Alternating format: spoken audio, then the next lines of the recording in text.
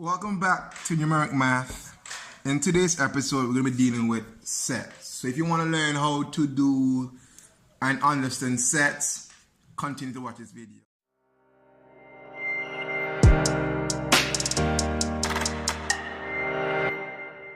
Alright, so what's a set? A set is a collection of well-defined objects or numbers, symbols, or just things that are in common.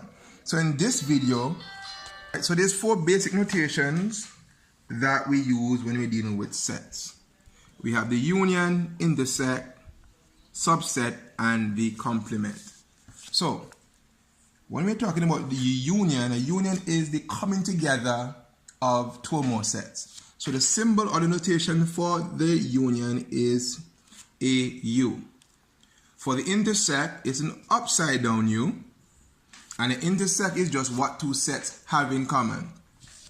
A subset that is represented by the symbol a sideways U, or some people say a C, which is a set which is located within a set. A set that is in a set. And the last is the complement, which is represented by this little dash. Now the complement just means that you identify everything else but that particular set. So what does that actually translate in a Venn diagram? Because we know that sets are represented on a Venn diagram. So follow me as we go down and we're going to start labeling these. Or what I'm going to do, we're going to shade in these Venn diagrams with their desired notation. So in the first one we have A union B. Remember that union represents, or union means everything, two sets coming together. So if we had to represent A union B, that would be everything here. A union B, everything that is in A and also in B. That's the union right here. Next, we have A intersect B.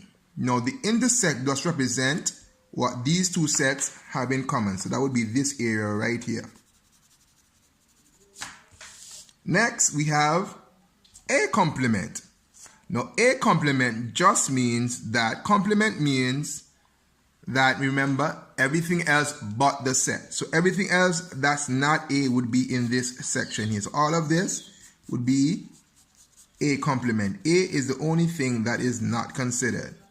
When we come up here now, over here we have A subset. This just means that the set A is inside of set B. So all the elements of set A would be inside of set B.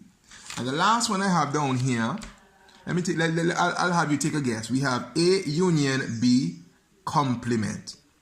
So if you notice that, remember that the union means everything inside of A and B. But then the complement changes things. The complement means that everything else but what I'm talking about. So A union B would be everything on the outside. So everything here that is on the outside. Okay? So once we understand the areas that we have to work with, let's actually look at a problem here. Alright? So, we have a set A and a set B. Set A is even numbers. We have set B, which are multiples of 3. And U, our union set, universal set, sorry, is numbers between 1 and 15. Alright, so the first thing I'm going to start off is by labeling or identifying the elements of this set.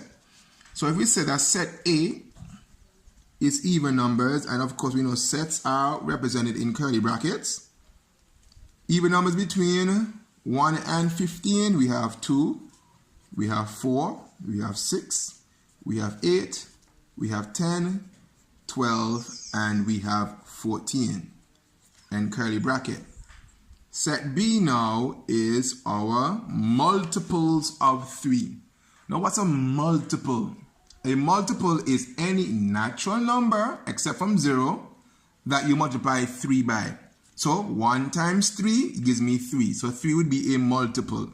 The next number I will multiply would be 2. 2 times 3, 6. 3 times 3, 9. So basically any number that 3 can go into without a remainder, it's a multiple. So 3, 6, 9, 12. And because we go in between, we're going to end at 12. Because the next would have been 15. Now we're going to transfer that to our Venn diagram and then answer a couple of questions. So this would be our set A and that our set B.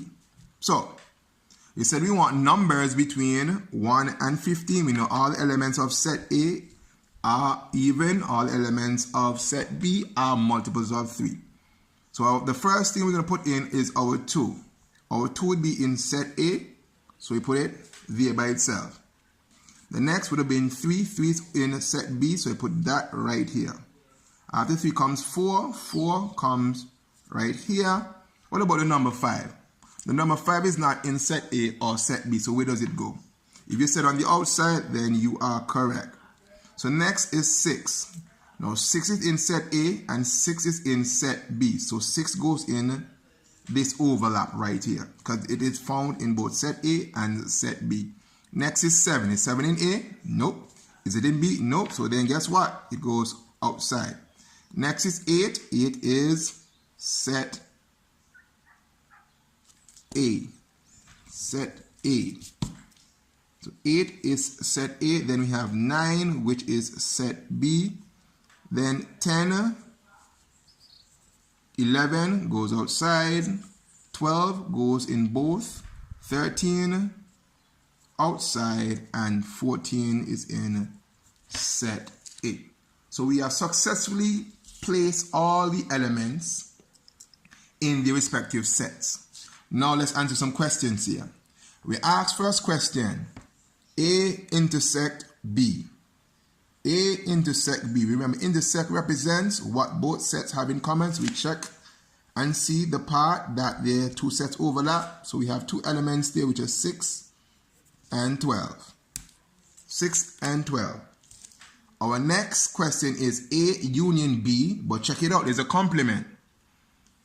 So A union B complement means that A union B is this section right here, but can we count it?